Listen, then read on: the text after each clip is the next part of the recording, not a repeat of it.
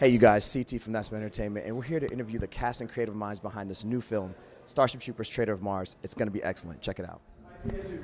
Hello, this is Shinji Aramaki, one of the co-directors of the Starship Troopers Traitor of Mars, and this is another co-director, Masaru Matsumoto, and my name is Joseph Cho, producer of the film.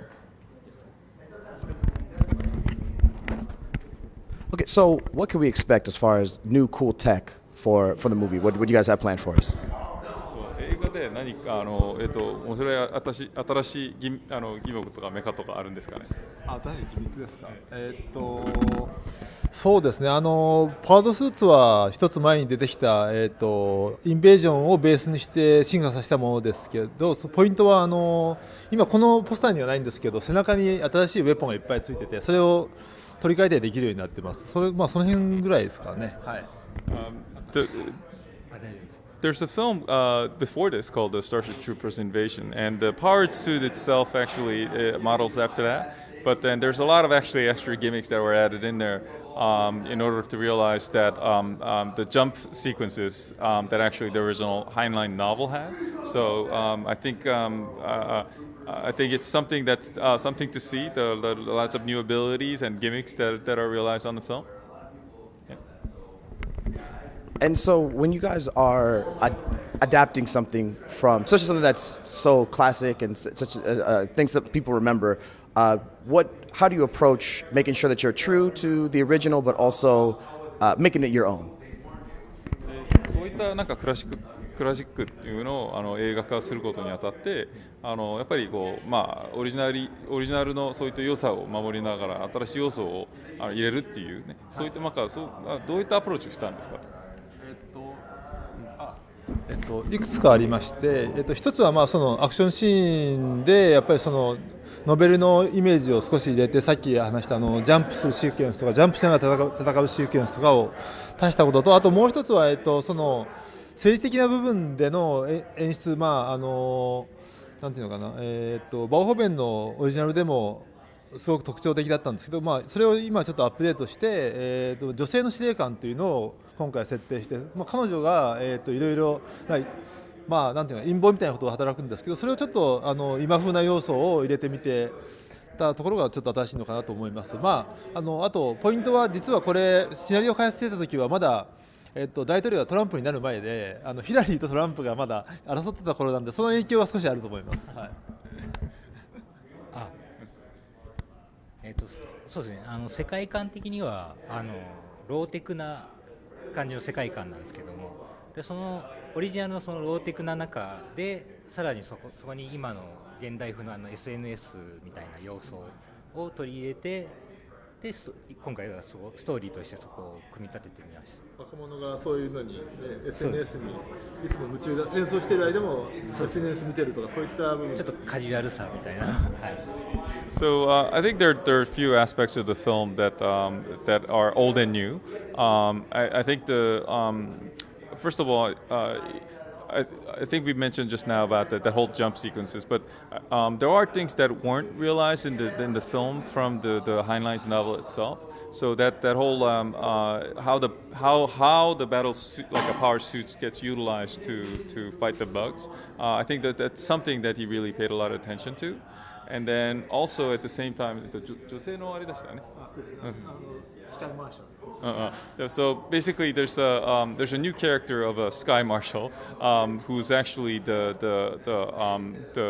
leader and also a conspirator, the one who conspires against humanity itself, actually.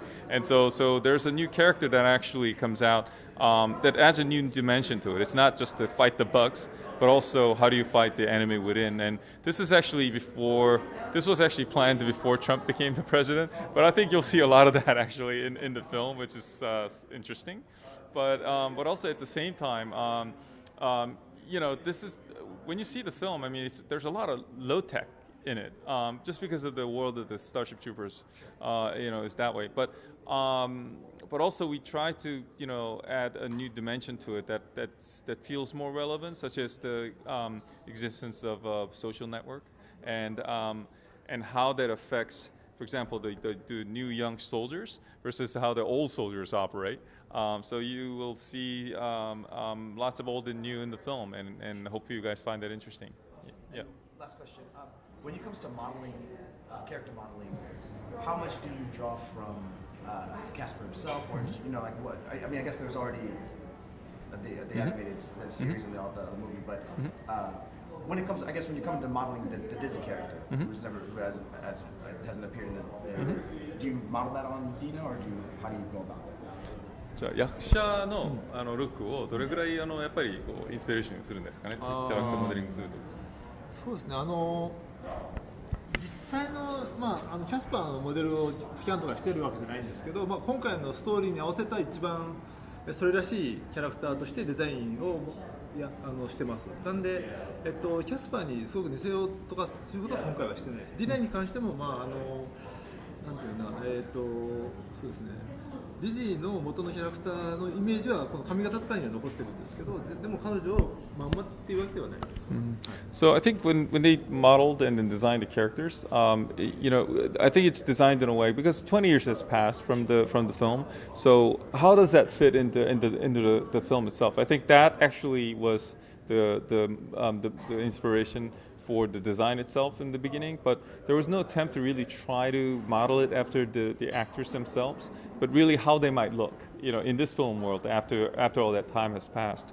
But they did try to preserve, for example, the hairstyle of Dizzy and how they carry themselves, and so all of that actually factored into designing the characters. I think it's something that when you watch that. You are in familiar territory, and you will feel familiar with them. But not at the same time, there are characters, who has evolved over time. So hopefully you'll see that. Yeah. Awesome. Thank you very much. Okay. All right. Thank you. Last time I was here with Miguel Ferrer, who was in RoboCop and who unfortunately just left us. But he was here and he was literally buying old comic books. That's awesome. That's awesome. Just this year. Recently, yeah. The fans here are amazing. So it's amazing because you see all the cosplayers. My fiance, she's a cosplayer too. So, but you see all these people dressed up, and they really put their heart and soul into these cosplays, and it's awesome. There's been people that show up in real Starship Troopers uniforms sometimes, and then there's ones that make their Starship Troopers uniforms. But then you see people in all their different cosplays. It's pretty extraordinary that people get this excited about it and put it in, and the fandom is why we get to make movies and shows and keep doing this. So it's exciting. This thing has grown. When I came here in 1997 for Starship Troopers, I was able to walk up and in. No badges, no credentials. I think they had some for me, but they're like, "Oh, Casper, come on in." Now you can't get in. I don't care who you are. If you don't have the proper pins, badges, things. Working at the White House. Yeah, it is. It's secure. It's like a big deal. And to get a pass here it's amazing. So it's just awesome to see how much it's grown and how big it is. I think really one of the things about seeing all the fans and seeing all the cosplay and everything is I find it very inspiring. I feel like, oh, I'm glad I'm doing this. I want to do something more like this, and it's really great for me to be here. Awesome. And so, speaking of the original Starship Troopers, when that came out, did you have any idea that it was going to be like, when it came out? Did you think it was going to be this cultural phenomenon that it turned out to be? I wish I could have the foresight, but in a way, I sort of did because there's one way. It's like cheating. I was on set and I'd go, okay, I got to remember this. I got to remember looking. I got to remember this moment. I got to look out and go, I have to remember this moment in time. And I'd look over and I'd see all these hundreds of extras in the Starship Troopers uniforms, all this stuff. And then I'd look over at the monitor. There'd be Ed Neumeyer. There's Paul Verhoeven, Phil Tippett, and then there's John Davidson. And those were all the guys that were behind RoboCop. And RoboCop was such an awesome film. And I'm like, but I'm the number one on this call sheet, so I'm like I'm like Murphy. Only I'm Rico, but I'm like Murphy Rico. And so, yes, this is going to be awesome. And I loved the book. So for me, it was exciting, and I was thrilled, and here I am a part of it. And still, 20 years later, people still will yell at me, Rico, what are you doing? You know what to do. Kill them all. It's this whole thing. I go on and on about it every day. My kids see it. Everybody knows it. And no matter where we go in the world, I get something for Rico. And it's somebody just says something, and they say it with such enthusiasm and excitement, and they're so happy to say one of the quotes from the movie that he wrote, or that Heinlein. Some of them are Heinlein's words, some of them are his words, some of them are both, and it doesn't matter. It's been so mixed and mingled, but it's just such a privilege to be in something like that. I had no idea it would be like that for me. I could only hope, because I knew like I'd buy that for $1. I'm Murphy. All these different quotes from that movie that you just can't forget. It's an unforgettable thing. I have one of those movies now because of him. Awesome. He's got at least 2 of them. And of course, also the screenwriter of RoboCop. And when you're writing for animation versus screen, like how do you approach it differently, or do you kind of just write and just let them? Right, actually, you have to, it's the same. Screenwriting is the same job that's all over, and you're always dealing with budget concerns. Even with animation, you think, oh, I can do everything, but there's still restraints. Sure. So, no, I just wrote another Starship Troopers story, and it's really fun to write for this guy, and the characters are easy for me to access now. Wait, you just wrote another Starship Troopers? No, Wait, no, this is not this yet, is not new. yet, not This yet. is new. You got an exclusive here. You got an exclusive. And Newmeyer wrote a new Starship Troopers starring Casper Van Dien. What's it called? Starship Troopers starring Casper Van Dien. No, Yes. It's a great title. I think it's actually a really good title. And Traitor of Mars. So what can we expect in this movie?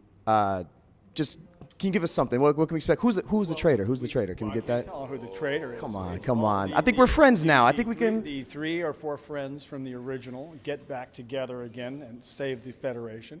And what you really get in this one that we haven't really ever been able to do in the series is you get the power armor done by Shinji Aramaki, and you get that was in the book that he really did a great job of it. Yeah, So Shinji you get- Aramaki is an amazing. He's the #1 mecha suit designer in the world, and he was a big fan of Starship Troopers. He did the original Soundwave from the Transformers cartoon, and he created the mecha suits in this. He's the one that made it work, finally work. And we also have D. Ray Davis as 101 in this one, which is just so cool. He's watching the movie and listening to him do it. He made this character come alive. It was awesome. Awesome. And so I can't help but notice that Dizzy's back, and She is. She is back. And look how good she looks for a dead person. she looks very good. Yeah. I hope I make that good of a looking corpse one day. That's right. Killed it, man. She's not alive, but she's back. But she's alive there. Well, she not, is. I mean, she's really thin. But And so Casper, it's the same thing when you're going from screen acting to voice acting. Do you approach it any differently, or do you what's your approach when you're doing voice acting? I think I'm a little less animated in this film than I was in the first. No, maybe it's the other way around. I'm not quite sure. You approach it, you still want to be as real and believable as you can. Sure. I had a lot of fun in this. This guy I've known for 20 years, and he knows me, and he knows me really well. So I've read material that he hasn't had made, or other versions of the scripts that didn't get made or that did get made. And so someone's reading it, I go, how does he know that? Wait a minute. Does he know this? What is this? So it makes me look at myself a little bit deeper. And I want that to come across whenever I voice it. However you voice it, whether it's real, live, or animated, you still want to be as believable as you can. I had so much fun doing this character. I had so much fun being Rico again. It's been such a big part of my life, like I said. So I don't know if I'd approach it much different. I would have rather been the guy that did the mocap, because I think I would have done that. I would have made a couple of different choices maybe, but it's still fun to try to do it off of his. So it was another exciting part of filmmaking, because now I'm trying to match somebody else's voice and with my voice to his movements and everything, which was really challenging but fun. Sure. Well, in the new movie, I'm sure they'll let you do the mocap. I'm sure they'll let you. And yeah, they're gonna let me do the mocap in the new movie. You're a smart guy. I'm pretty smart, yeah. I like the way you think. All right, thanks a lot for stopping by, you guys. It's nice meeting you guys. It's nice meeting you guys. Hey guys, I hope you enjoyed the videos. Don't forget to like and subscribe. I'm CT. That's my entertainment. What's yours?